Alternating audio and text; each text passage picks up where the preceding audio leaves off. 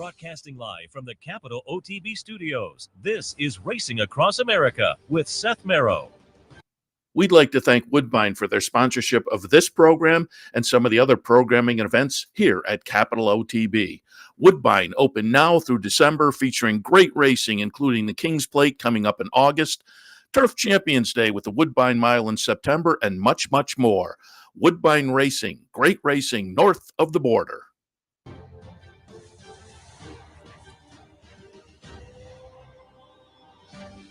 Good morning and welcome to Racing Across America. Seth Merrow in the studio on this Saturday morning, a fun Saturday. Earlier today, we talked a little Woodbine and their stakes action, but it's a big stakes day down at Churchill as well on their closing weekend. So again, who better to talk to than our friend Joe Kristufek, the paddock commentator down there at Churchill and more. Joe, good morning. Hey, good morning, Seth. How are you? Very good. And I wrote it down here on my rundown sheet. I should have pulled up a picture because you guys were all appropriately costumed. But one of the nighttime events within the last week or two, I want to say, you get these theme nights. I think it was called Cruise Night, and you guys were all appropriately, the captains had and everything. You had the Captain Stubing look going, and it looked like a fun night down there at Churchill. Yeah, it was yacht rock, and they had a band, and I don't know, man, that music is so fun. I escaped out of the studio a couple times and went and enjoyed the music out by the brand new pad. It's just such a great setup that we have now. And yeah, if you've watched me over the years, you know that I'm not afraid to follow the theme of the Towns After Dark nights. And that was a fun one. I just wish I would have ordered my costume maybe one size bigger. I did not notice that, but I appreciated the little cap. Was the cap a giveaway? Because there was a bunch of people on Twitter that seemed to be wearing the captain's cap. No, there wasn't. Go on Amazon. You can find them pretty cheap. I think you can buy like 10 of them at a time and just distribute them to people. No, it was fun. I wish more people followed the theme. I could come up with some pretty good themes myself. Yeah, I always look forward to those. I drew the line at cowboy several years ago. There's nothing worse than a fake cowboy, and that was not going to be me. So. Very good. But yeah, it looks like a lot of fun, and it seems like you guys down at Churchill do up those night times very well, which I think potentially brings in some new fans. So I think those are great events, certainly. Before we get into today, it is closing weekend. I pulled up the stats. Might be a little bit fun on the jockey side. Trainer side of things seems sewn up. But on the jockey side, Tyler Gaffleone and Jose Ortiz, they're only 3 apart, which is tough to make up in a couple of days, but it's doable. And they have a number of entries coming up certainly over the next couple of days. But Tyler Gaffleone at 44, Jose Ortiz at 41. So, again, it could be a fun battle over the last couple of days. Steve Asmussen, on the other hand, has the trainer title sewn up. He's over Brad Cox 31-20. But, again, the jock battle could be interesting over the next couple of days. Yeah, it's been interesting the entire meet. Jose had a decent-sized lead that Tyler jumped over him. He built a decent-sized lead. Jose has battled back. Tyler's had a couple of I would say forced vacations with some whip violations where he's missed a couple of days along the way. But it's just been a pleasure to see those two guys ride. I mean, you guys have such a great colony in New York. It's been such a pleasure to watch these two guys ride. And then you add in, several of the other great riders we have. Luis Saez, Luan Machado has been great. Christian Torres, Jaime Torres, Brian Hernandez Jr. You can't forget our Kentucky Derby and Oaks winning rider all the way down the line. So, when you're playing the races and you don't have to think twice about who's riding your horse, certainly makes your decisions a lot easier. Yeah, and, Jose Ortiz making the decision to kind of base much of the year in Kentucky. I think, his first foray at this spring meet at Churchill, that second place, if that's what it winds up, is still going to be very good. And, yeah, you mentioned Brian Hernandez. I was looking on the list. He's sitting number 6 on the number of wins, but I think he's going to come out of the meet regardless. It's going to be a number 1 meet for him, putting an Oaks Derby weekend together with Kenny McPeak. So, yeah, it's a fun colony down there, and we'll watch the battle over the next couple of days. Give us a little idea what the weather looks like this afternoon. Yeah, it looks great. It's been warm the last couple of weeks. We got some much-needed rain earlier this week. Forecast looks good for today and tomorrow. We got all the force outs with the mandatory pass tomorrow, closing day Sunday. 5 states tomorrow. Derby City 6 is around over 300,000 now. It's been growing 10% every day. You get to tomorrow, which I think there's a pretty good chance because we got these stake races at the back end of the card where it looks like a lot of the winners might be logical. We'll have that force out tomorrow.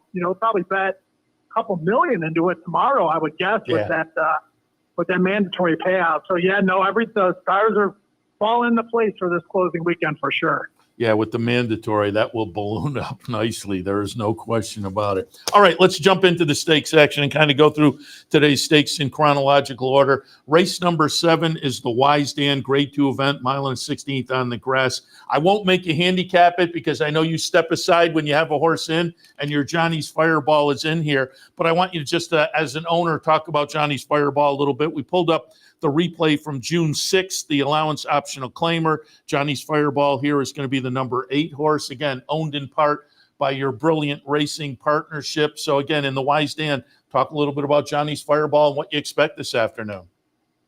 Yeah, and Justin Nicholson, AJ Suited, who is based at Saratoga. Johnny's heading your way next, hopefully for a start early August. Nice. And David Levitch and his father are involved with the horse as well with their DC Racing. We got a perfect trip in that race. Tyler put us in a great position. It looked like it might play that way on paper, and it doesn't always in horse racing. We know that, but got to the wire first, and the horses that ran second and third behind us came back and ran first and second yesterday at the same level. Oh, nice. Which flattered Johnny's performance. Touch Revenge, who you'll see finished in third there, actually came back and won yesterday at 11-1, defeating the horse that closed to be second behind us, closed to be second behind him in a 3-horse photo with the wire yesterday. So, Seth, we claimed this horse for $50,000. We won 3 races with him. We're great at stakes plays. We're playing with house money. We planned to train up to the Saratoga race, but this race came up short. We were nominated, and we're 6-1 in the morning line. I think we're probably going to be higher than that speed figure wise. It looks like a tough test for us, but we've got some tactical speed. We're proven on this turf course, and hey, if we ran third, I would gladly take it. Get the grade 2 plays. Certainly would feel like a victory for us. You get the aforementioned Tyler Gaffleone on board, Norm Cassie training, Johnny's Fireball again. Interesting. And talk a little bit about that as an owner. When you come out of a win in a race and then subsequently horses behind you are winning their next races, man, that has to make you feel great. I mean, you have nothing to do with the other horse, but I'm sure you're still feeling like, oh, that's really flattering our horse. Yeah, flattering is the word. I mean, we could have run back in that race yesterday, and we may have won it. The first was 140,000, but we would have had to have been in for the 100,000 claiming tag, and maybe nobody takes us, maybe somebody does, and if somebody does, we certainly make a tidy profit. But the same level at Kentucky Downs in September is worth $210,000 for the purse.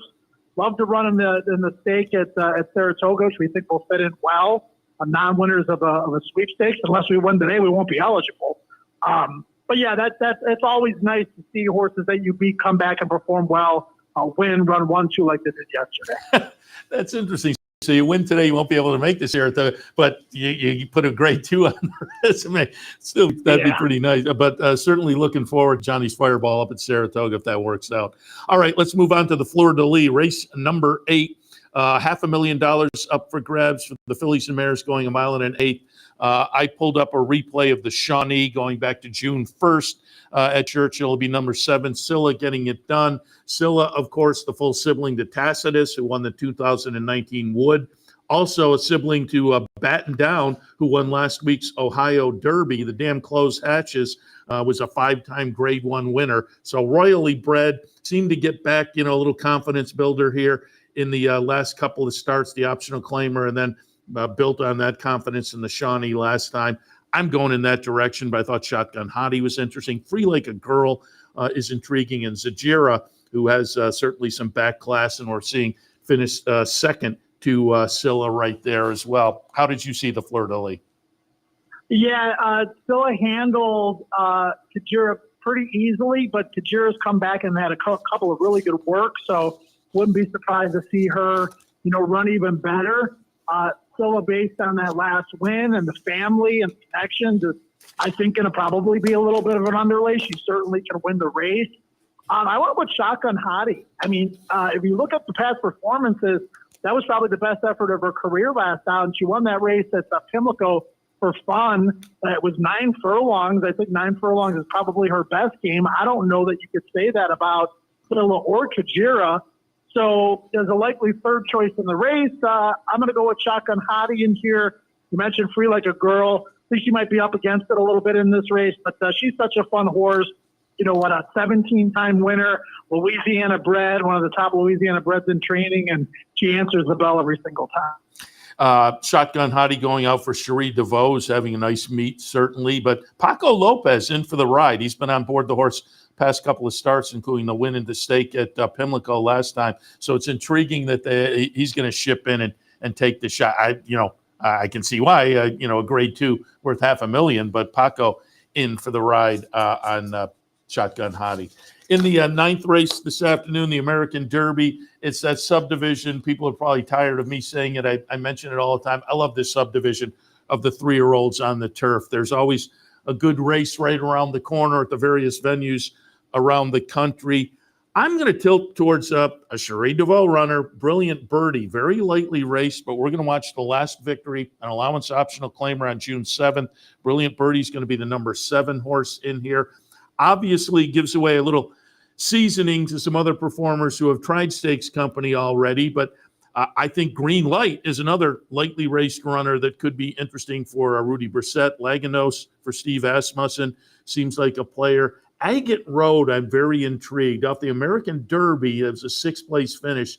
I think he's better than that, and I'm intrigued that Pletcher comes back here. How did you see things in the American Derby? Yeah, I think both of the Cherie DeVoe horses are really nice. There's been a lot of hype about both of them at this meet. Brilliant Birdie's 2 for 2 and has looked good doing it. And then the other Cherie horse is Depiction, who overcame a ton of trouble to beat older horses last time. I think the first thing that's noticeable when you go through this field is there's just no speed in the race. And I think that's got to really work in the favor of Green Light, who draws the rail, gets Jose Ortiz back aboard, was a dominant maiden breaker last out. The horse that beat this one 2 starts ago was at the Cameo Performance. I think I remember talking to you about that horse the last time I was on. I liked that horse as a price shot and didn't live up to expectations in that follow-up start. So, maybe that dings the Green Light a little bit. But just from a pace scenario set, I don't see any possibility of them going fast up front to set the table for the Cherie horses. I think the horses that sit in the chasing queue are probably going to be First World War. I don't even maybe Freedom Principle with Luis aboard. But like I said, Green Light appears to have a tactical advantage. I will be using both of the Cherie horses, though, because I think they're as talented as anybody in the field. Yeah, you mentioned First World War and talking about jockeys. Frankie Dettori in to ride this one after winning the Penn Mile in that wild night. And a couple of people said on Twitter, who would have thought Frankie Dettori at Penn National, but goes to Penn National and wins the Mile and the Oaks. I think those are his only 2 mounts that night. Yeah, I think so, too. I remember while I was sitting at a restaurant after the races that night watching those races and dabbling a little bit because of my familiarity with a lot of the horses that were in there. And I thought that was pretty cool. I like the way Frankie's handling this tail end of his career. Yeah, I mean, he goes on the retirement tour over in Europe last year and says, yeah, maybe I'll go to Santa Anita for the winter. And it's just been a wild ride so far the first half of the year. And I think we're going to be lucky enough to see him plenty up in Saratoga this summer. So certainly looking forward to that. All right, let's move on to the Kelly's Landing, 6.5 furlongs. Just sentimentally, I'm rooting for Bango.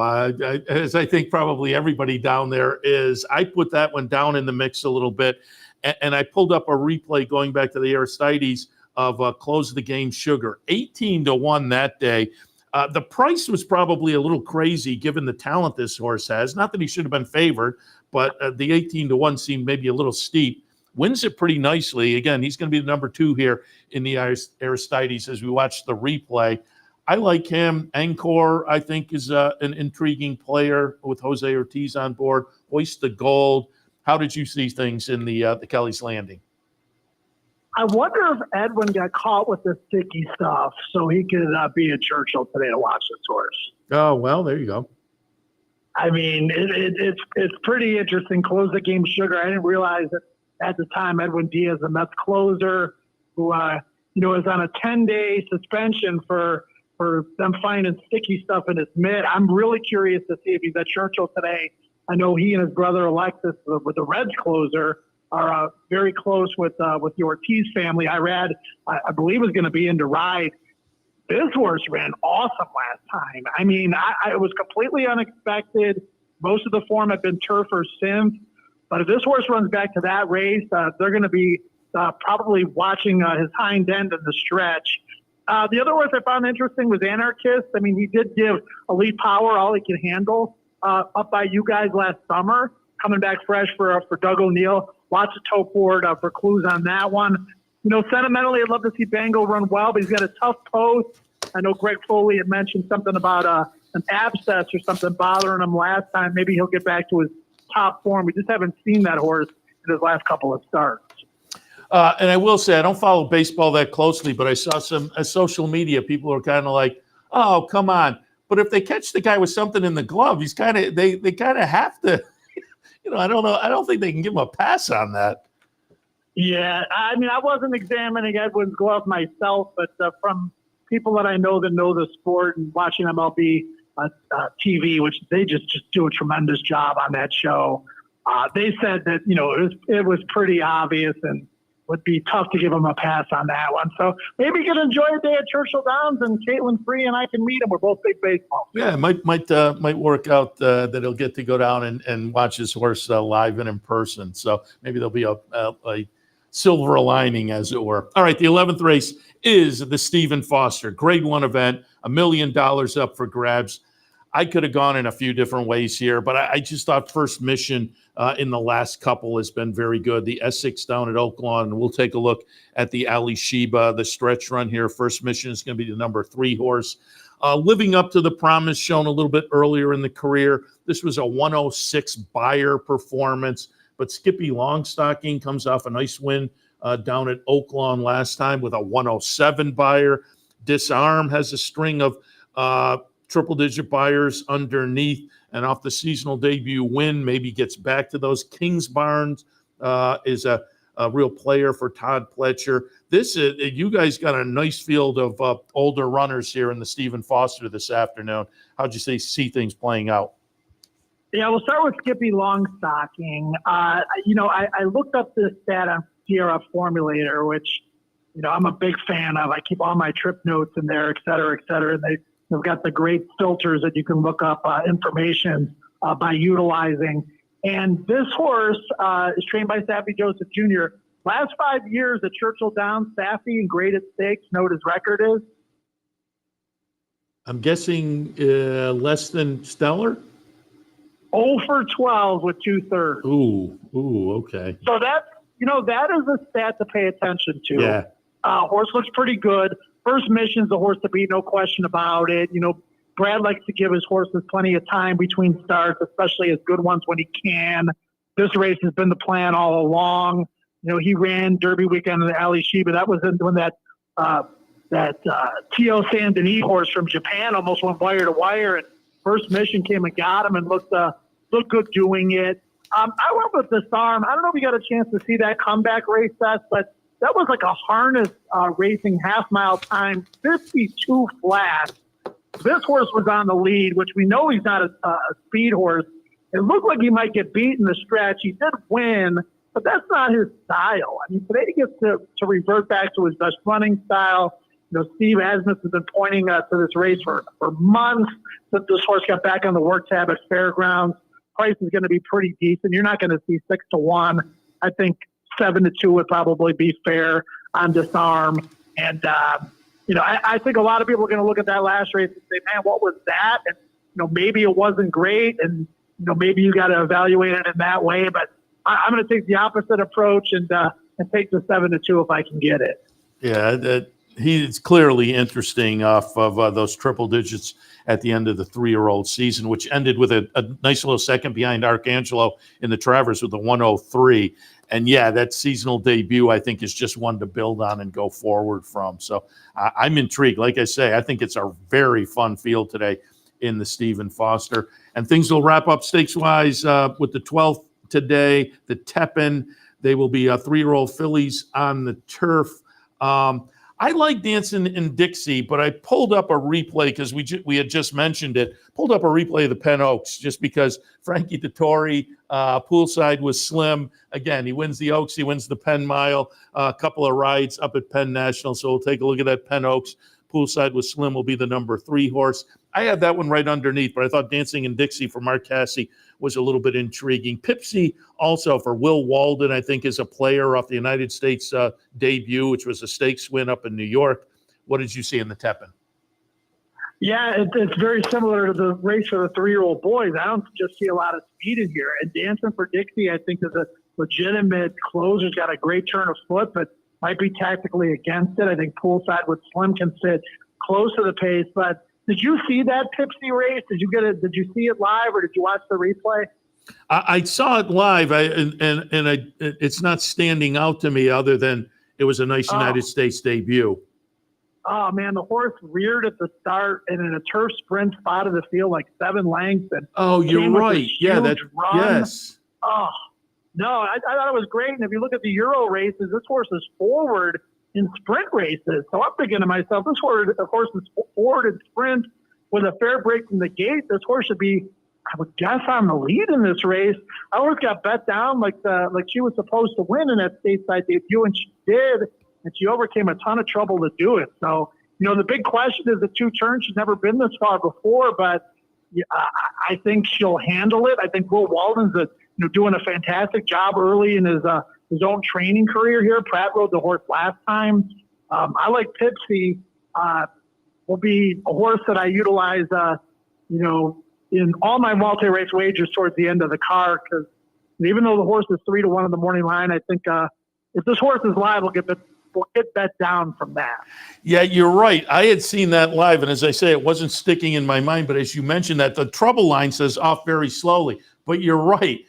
This was a remarkable performance. That did kind of jump at the start and made that big comeback. Now that you talk, Pipsy off of that effort again.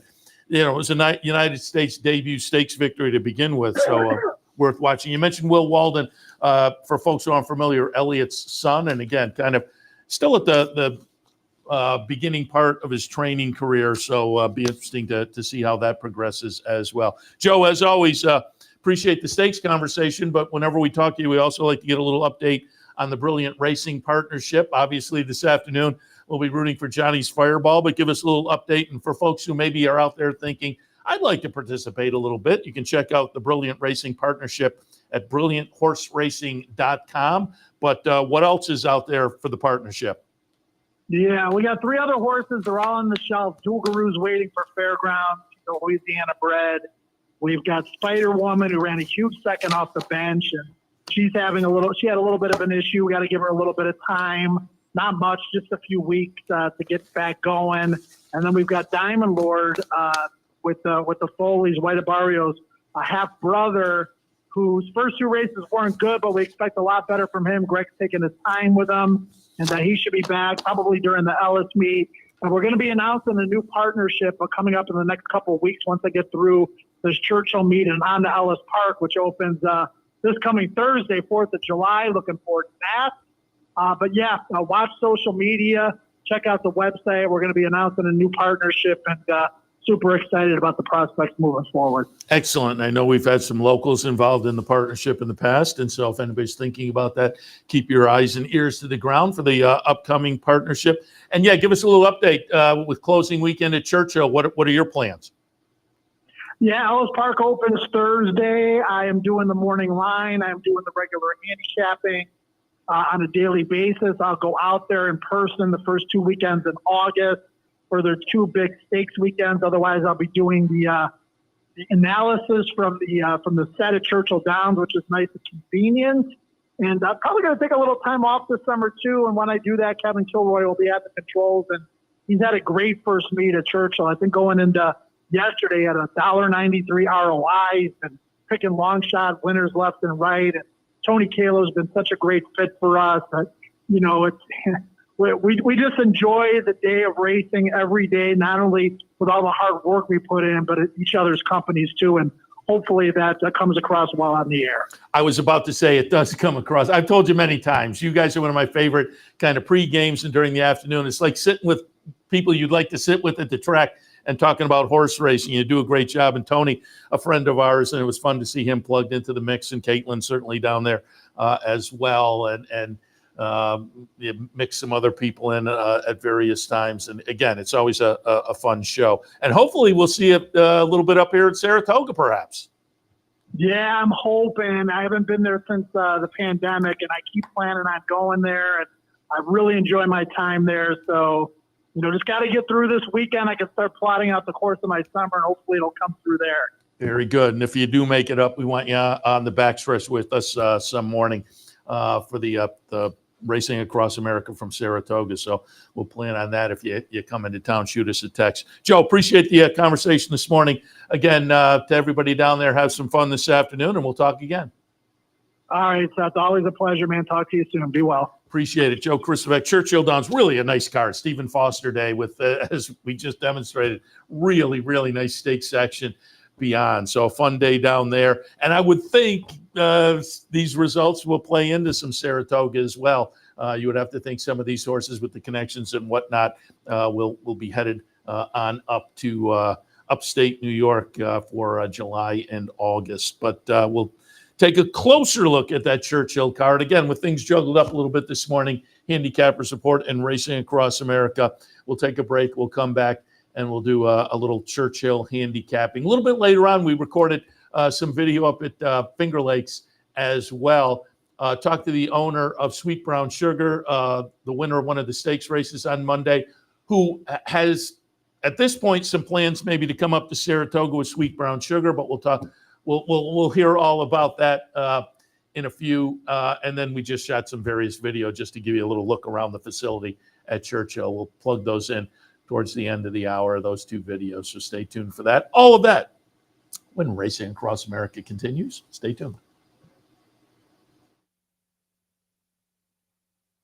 Haven't signed up for a Capital OTB account yet? Now's the time to take advantage of the sign-up bonus.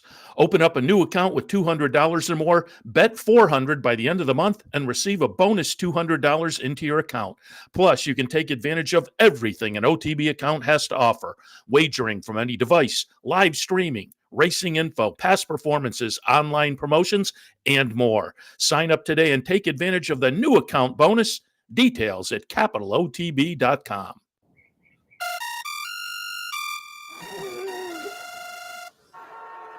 Come on. I want sales reports on my desk by Monday. Whoops. My bad. Love racing? RTN brings you every live simulcast on your home television, plus live video streaming and race replays on your PC and mobile devices. To order, visit rtn.tv. RTN, a breed apart. Birdstone is an outside front. They're coming down to the finish. Can Smarty Jones hold on? Here comes Birdstone. Birdstone surges past. Birdstone wins the Belmont Stakes. In front, but here comes High Chaparral. High Chaparral, the defending champ, to take it to Falbrough. These two arch rivals head to head with Joe Hart bearing down on them. It's going to be a three-horse photo finish to the turn. Here's the wire. Photo finish. Welcome back to Racing Across America. And again, we're going to do a little handicapping here. If you weren't tuned in earlier, handicapper support. My partner, Anthony Marmino, still on vacation. And Elisa Blow from Woodbine couldn't make it in the 10 to 11 hour, but I wanted to talk about those Woodbine stakes. So we plugged her into the handicapper support, looked at, and I handicapped it. I handicapped New York racing, and then Joe Kristufek. And now I'll take a look at Churchill Downs, as we typically will handicap a couple of tracks during the handicappers report, but it was just a little changed up this morning. But still, all the fabulous information you expect, or something like that. So again, we'll take a look at Churchill now. Churchill's opener, and according to Joe, weather's looking good down there. So great news. Churchill's opener, $50,000 non-winners to 2 conditional claimers, mile and a 16th.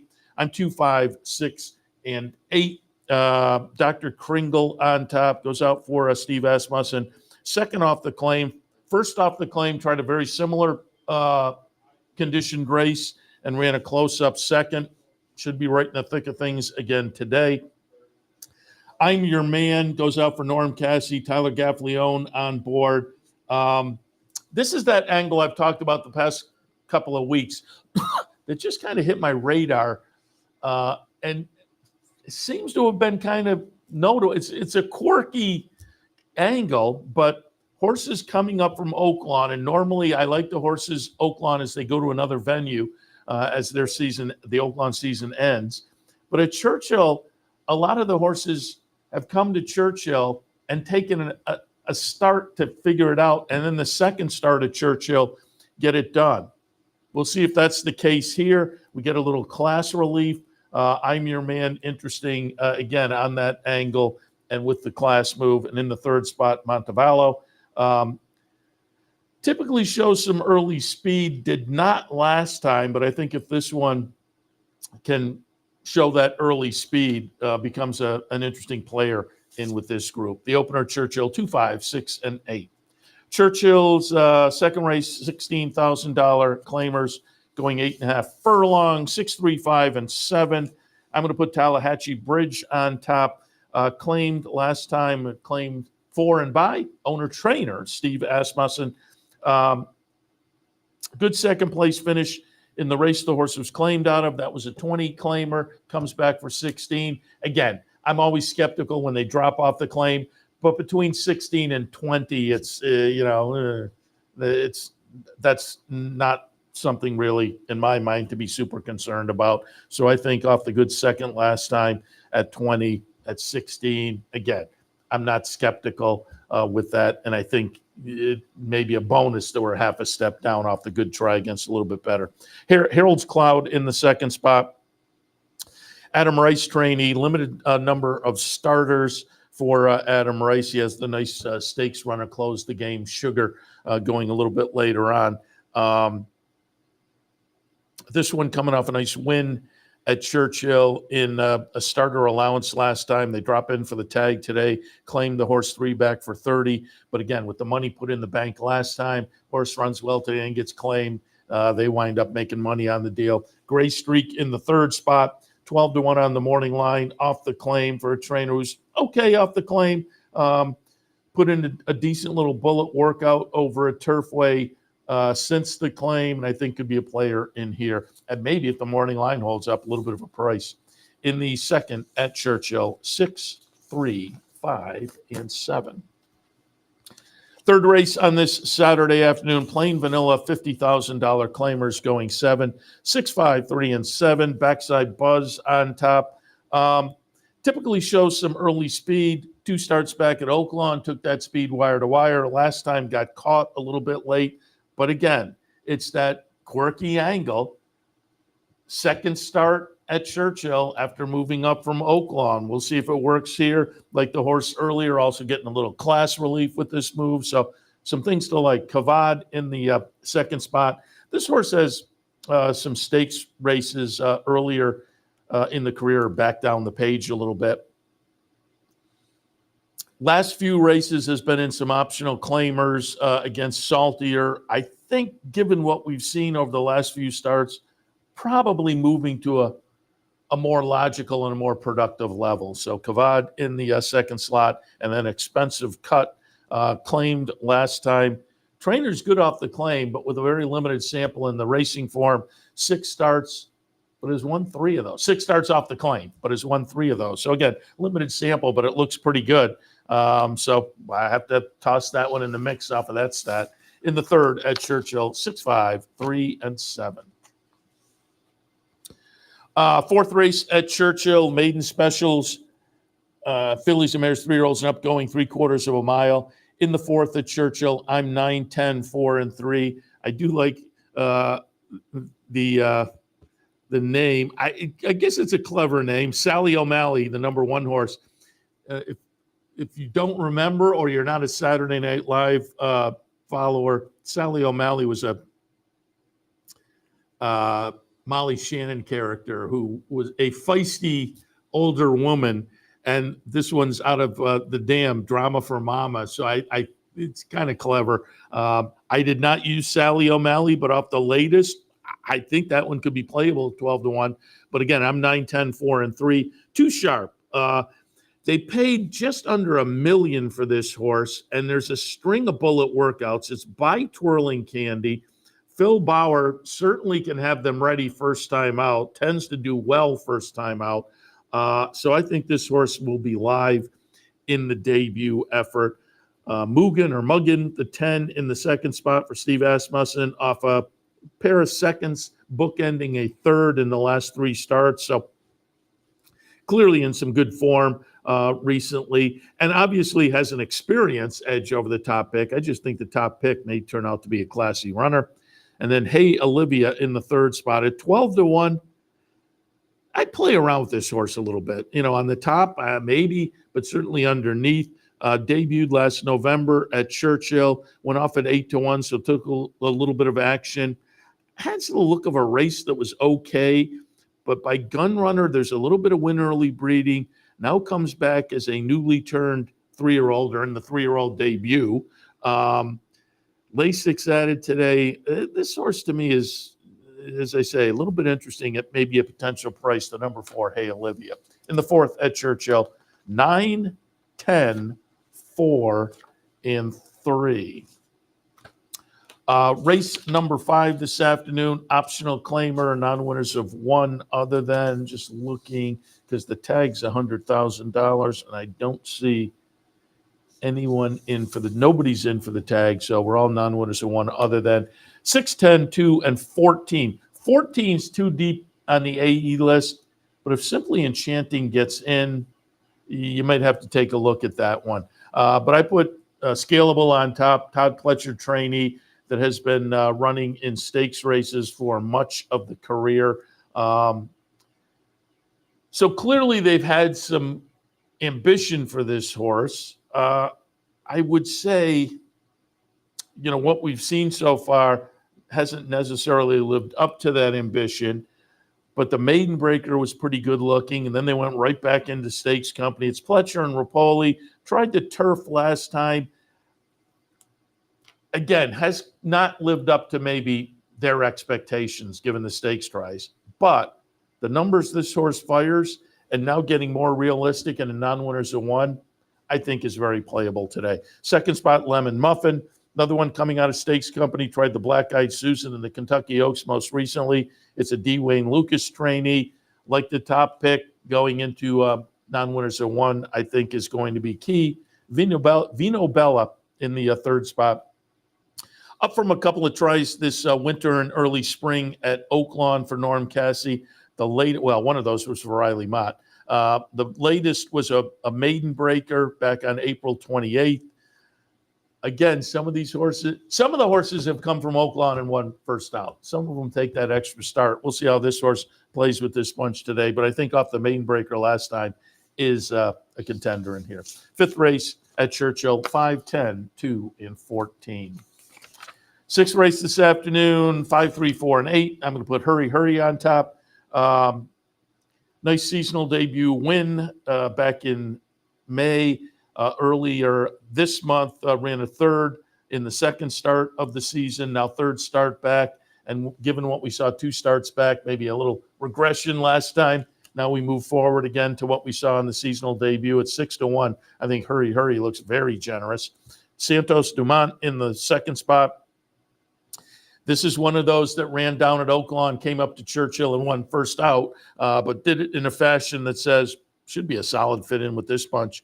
Chris Hartman, who is a very productive trainer, trains. Bejarano was on board for the win last time, back on board again today. And given what we saw last time, clearly has to be considered again today. Big Blue Line, a little turf to dirt move here.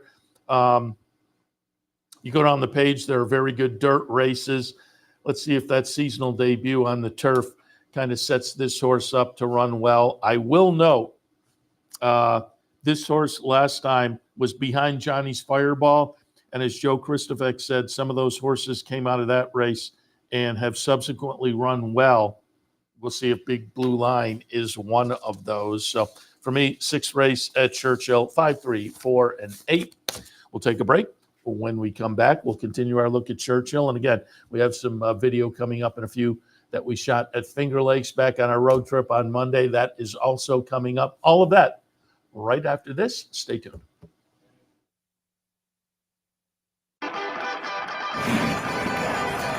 Want to get your career in horse racing off to a fast start? Well, the University of Arizona's Racetrack Industry Program is your winning ticket. The Racetrack Industry Program has served as a springboard to some of the industry's most successful individuals, with a proven track record of job placement right out of college. If you want to earn a degree in the exciting horse racing industry, the Racetrack Industry Program can put you in the winner's circle.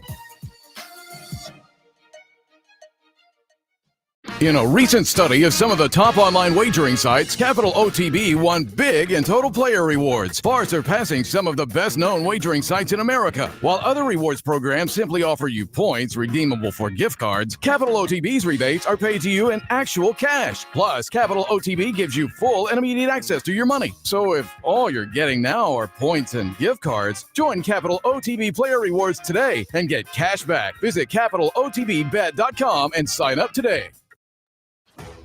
Sometimes it pays to go with the flow, to check your worries at the door, to reconnect with your crew, to follow the thrills and the flavor, to roll with it and see where it takes you, to enjoy every minute to its fullest, and to dance like there's no tomorrow. You can do that here at Rivers Casino and Resort Schenectady, where the good times flow.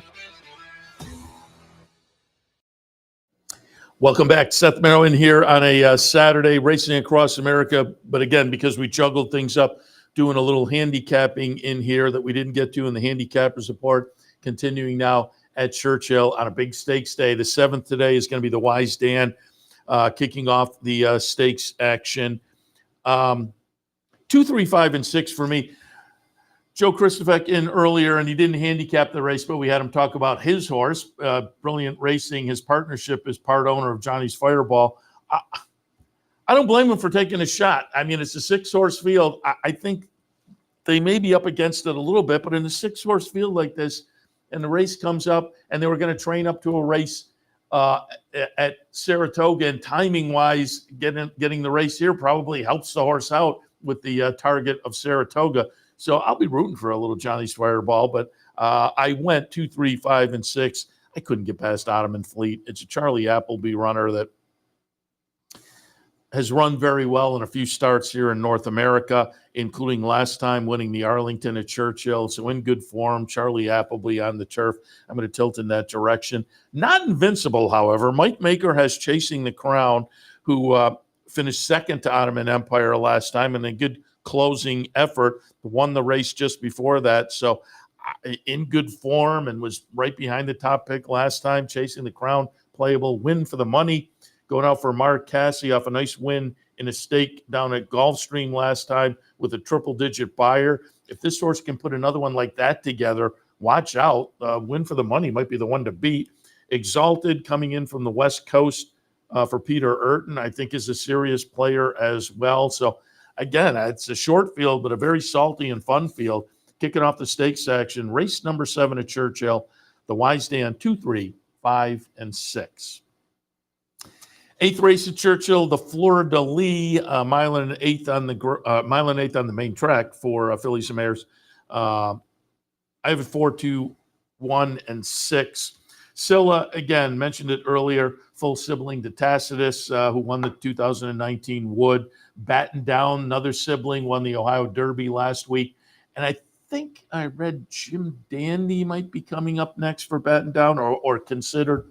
Regally bred, Tap It on Top, Close Hatches is the dam. Close Hatches was a 5-time Grade 1 winner. That included right up here at Saratoga, the 2014 Personal Ensign for Bill Mott. who trains here for Juddmonte.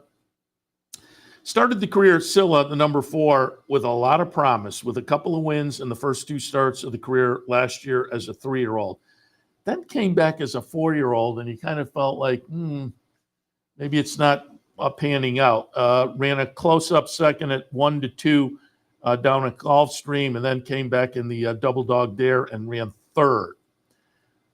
But then they went back to an optional claimer, which you had to think, let's, a little confidence builder. And at Churchill, they get the little confidence builder, a 7th-ranked win, and it builds the confidence. The horse came back last time in the Shawnee Grade 3 event and won that pretty convincingly. So I think she's back on track, living up to what we saw early in the career. Scylla looks interesting, certainly, and to me, the one to beat. Shotgun Hottie, I have right underneath. Joe Kristufek like this one. Again, Paco Lopez will be in for the ride. He was on board for the stakes win at Pimlico last time and did it with a 99 buyer, which betters anything that Scylla has run so far. So Shotgun Hottie will be dangerous. And Free Like a Girl, interesting player as well. A best effort puts this one in the thick of things. As Joe said earlier, fun horse, 5-year-old mare, 39 starts, 17 wins, 11 seconds, and 6 thirds. So she's in the hunt far more often than not. In the 8th at Churchill, 4, 2, 1, and 6. Race number 9, the American Derby, that fun division I like of 3-year-olds on the turf. 8, 1, 4, and 5. Cherie DeVoe having a nice meet, certainly, and this one is a lightly raced runner for her that may live up to the shot they're taking here. I think it's the right move. Only 3 starts, debuted back in February, then took off some time, came back in May, broke the maiden in that comebacker, won a non-winner, so won in the follow-up. So it seems logical. They have a horse that's shown some talent. Let's take a shot in stakes company. And I think Brilliant Birdie is an absolute player in here and only the 4th career start. 2nd spot, Green Light, like the top pick, only 3 starts so far. Joe Kristufek thought this one could be the speed in a relatively speedless race, paceless race. And if so, could be very dangerous, but comes off a good-looking maiden breaker last time that makes him a solid threat in here. And Laganos in the 3rd spot, Steve Asmussen trainee off a 2nd in a stake at Churchill back on June 1st. It certainly has an experience edge on the top 2. Agate Road is interesting for me. There's a little bit of back class, another one of those that started the career with some promise and hasn't quite lived up to it, but has certainly had some races where the horse has looked good. 5 exacta finishes and 8 starts at Fletcher and Rapoli. Agate Road is very interesting. Irod Ortiz on board adds to that intrigue. The 9th at Churchill, 8, 1, 4, and 5. Race number 10 at Churchill Downs, the Kelly's Landing. 6.5 furlong, 6, 7, 5, and 8. And again, certainly rooting for Bango. Bango just the sentimental favorite down there at Churchill. Churchill, 11 wins in 21 starts. 11 of the 14 wins overall in the career have been at Churchill. The Greg Foley trainee is now a 7-year-old, however, and off the seasonal debut, I couldn't quite pull the trigger there. I put that one down at the bottom of the mix. But I went 6, 7, 5, and 8, closed the game Sugar on top. Again, won the Aristides last time at Churchill, excuse me, at 18 to 1. I'm not saying the horse should have been favored, but off the record so far, the 18 to 1 was a little bit high. So the betting public kind of missed and let that one escape. Skelly was the big favorite, and that's where everybody was. So everybody else's price kind of ballooned up a little bit. But again, the 18 to 1, a little bit generous, but that was a pretty good looking performance. And again, to beat Skelly is notable as well. So close the game Sugar. Encore in the 2nd slot, 3rd start back this season. Seasonal debut is very good. Regressed a little in the next start and then move forward. Has the potential to move forward in the 3rd start back. That's often the case. And if we get back to that seasonal debut, becomes very intriguing in here. Hoist the Gold in the 3rd slot. Couple of starts since a little bit of an early season break. due to going over and trying the Saudi Cup. Didn't necessarily fare well there, but now seems to be moving in the right direction and primed for, I would think, a good effort. In the 10th, 6, 7, 5, and 8.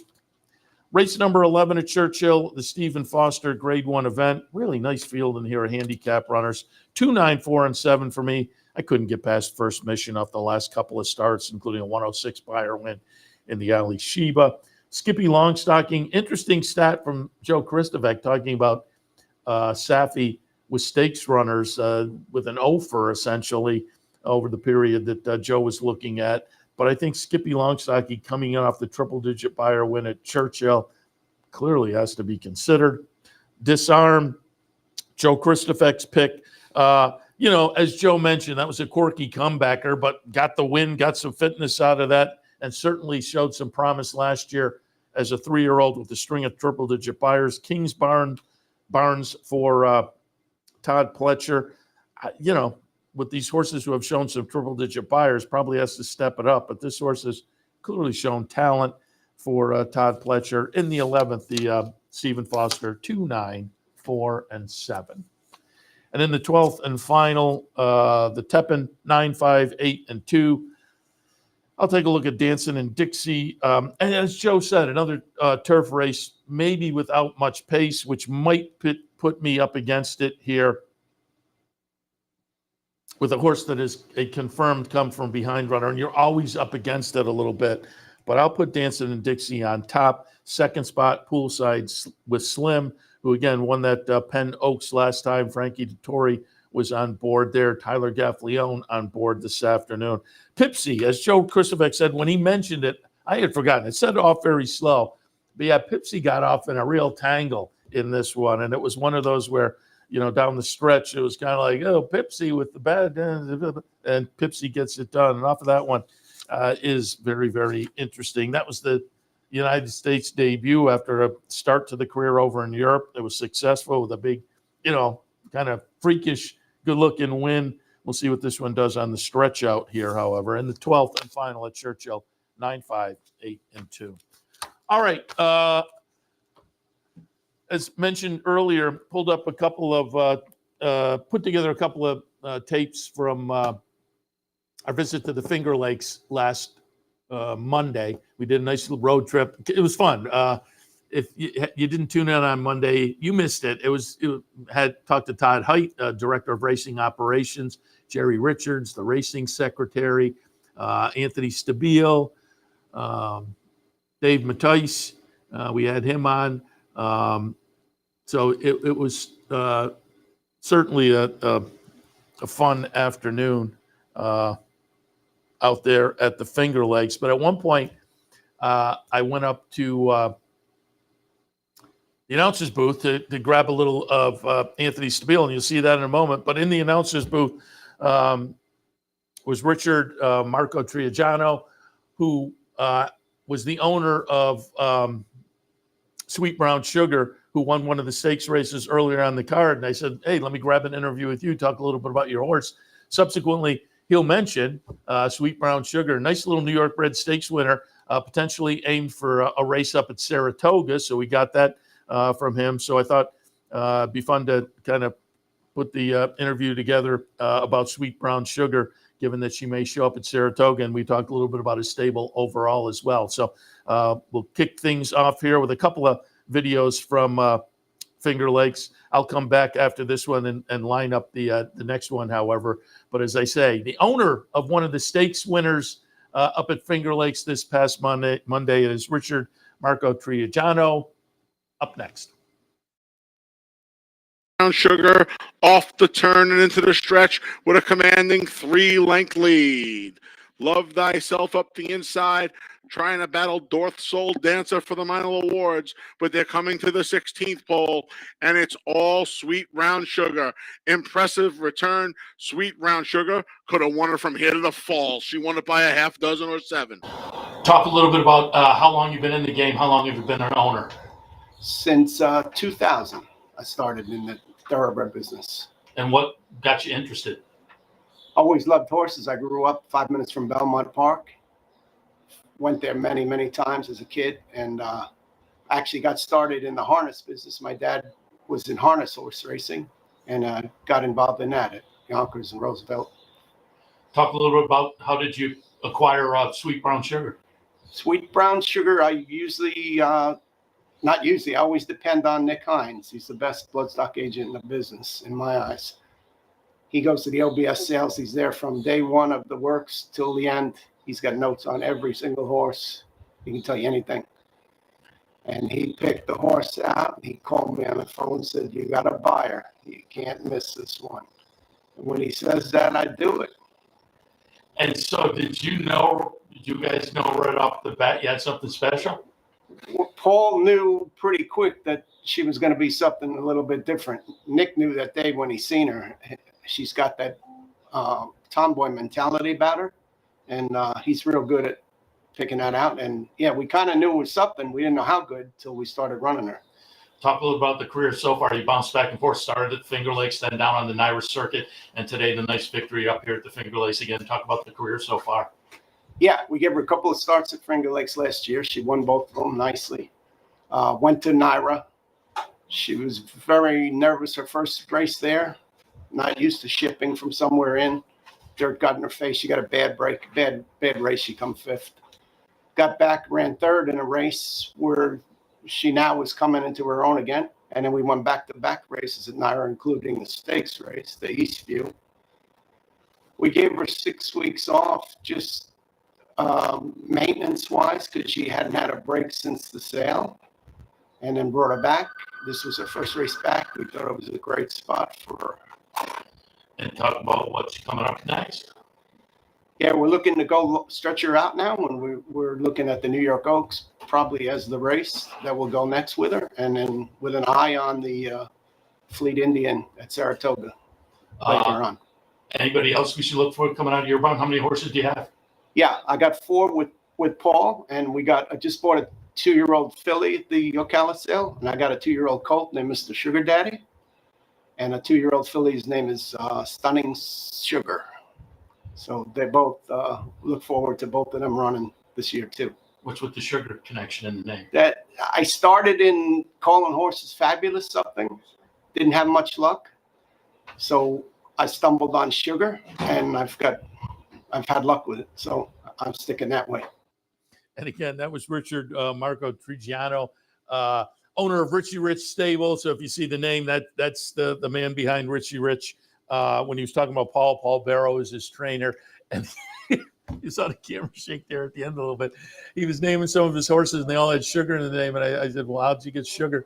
And he said, "Well, I tried Fabulous. That wasn't working out too well." So go for try to find another lucky moniker for the horses. And so he moved on to Sugar, which has worked out very well for Sweet Brown Sugar. Again, she wins the Niagara on Monday to run her record to 5 wins and 7 starts. And as he said, maybe New York Oaks next, and then maybe on to the Fleet Indian. So we might look for Sweet Brown Sugar and see Rich up at Saratoga as well. So again, congratulations on the win Monday with Sweet Brown Sugar.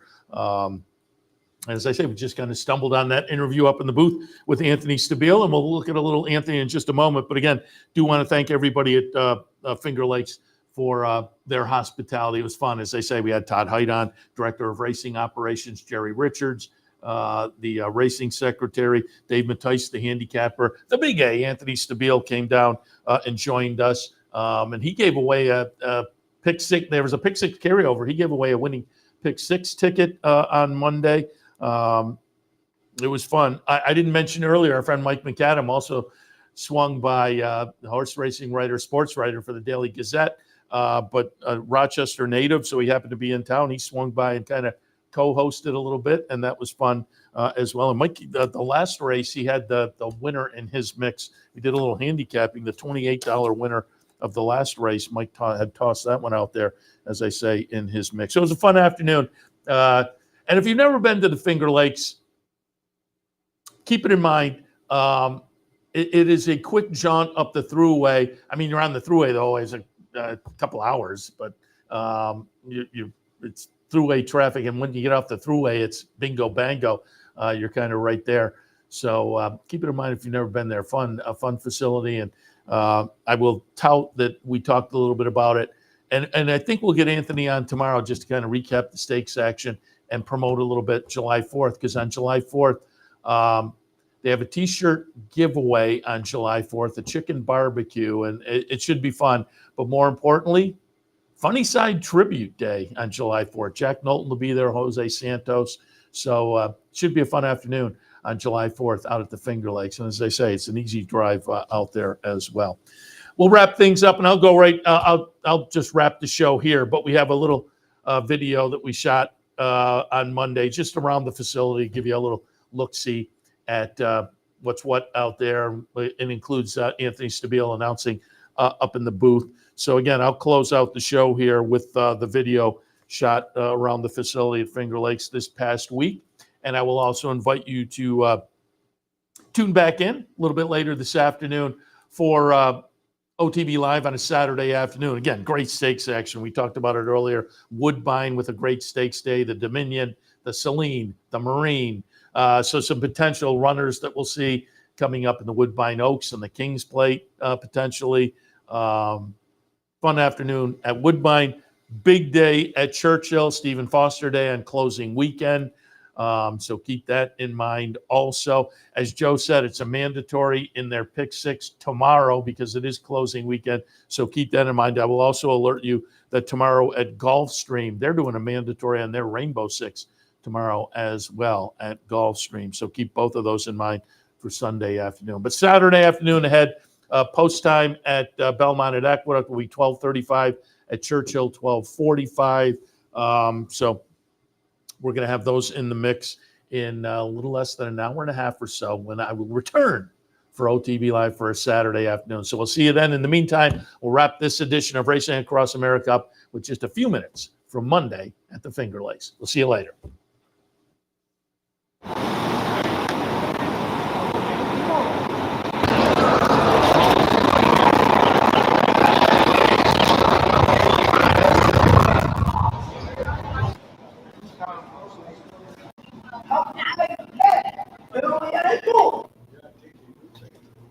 And they're off. Breaking a bit slowly there was Jessica's Race. No one really anxious for the lead, so from the inside there goes Special Pal. Special Pal takes the lead. Blue-Eyed Warrior about 3 parts of a length back in second. The favorite is 3 deep and ready to pounce. There is Dolce Veloce. It's a gap of 2.5 to Dr. Ali and Dr. Gianelli, who's in 4th. Then back in 5th is Miami Twofer. After the bit of a slow start there, Jessica's Race. And at the tail end is Shotzi. Opening quarter in a contested 22 and 3. Here comes the favorite Dolce Veloce to the attack on Special Pal. Special Pal inside, Dolce Veloce outside. These two have opened up 3. Dolce Veloce keeps coming at her past the 16th ball. Special Pal and Dolce Veloce. Special Pal gonna do it here. 3 parts of a length. Then it was Dolce Veloce. Jessica's Race along for the Shodo over Chassis. Final time was 107 flat.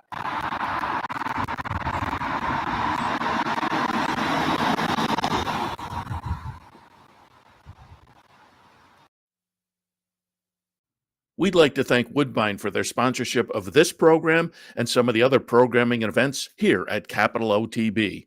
Woodbine open now through December, featuring great racing, including the Kings Plate coming up in August, Turf Champions Day with the Woodbine Mile in September, and much, much more. Woodbine Racing, great racing north of the border. You're watching OTB TV, a service of Capital Off-Track Betting.